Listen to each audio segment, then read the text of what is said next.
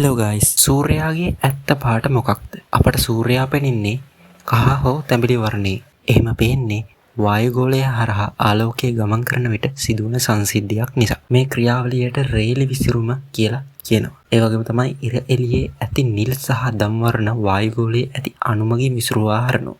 ඒ නිසා අපිට ඉර කහ පැහැයෙන් පේන අතර අහස නිල් පැහැයෙන් පේනවා. ඉර උදා වෙන සහ බැස යන වෙලාවට ඉරේ ආලෝකය වායුගෝලය හරහා වැඩි දුරක් ගමන් කරන නිසා නිල් සහ දම් පාටින් පමණක් නොවේ කහ සහ තැඹිලි වර්ණ විසිරී යනවා. ඒක නිසා තමයි ඉර ඒ වෙලාවට රතු හෝ තැඹිලි පාටින් පේන්නේ. එතකොට අභ්‍යවකාශයට ඉර පේන්නේ කොහොමද? අභ්‍යවකාශයේදී ඉර පේන්නේ සුදු පාටින්. දිලිසෙන ඉතා දීප්තිමත් තාරකාවක් ලෙස අභ්‍යවකාශයට සූර්යයා දිස් වෙනවා. අපට ඉරේ පාට වෙනස් වෙලා පේන්න බලපාන ප්‍රධානතම හේතුව තමයි වායුගෝලය. මොකද වායුගෝලීය බලපෑම නිසා ඉර කහ හෝ තැඹිලි වර්ණ වලින් අපිට පේනවා. ඉතින් වීඩියෝවට එකතු වුණ ඔයාලට ගොඩක් ස්තුතියි. සුබ දවසක්.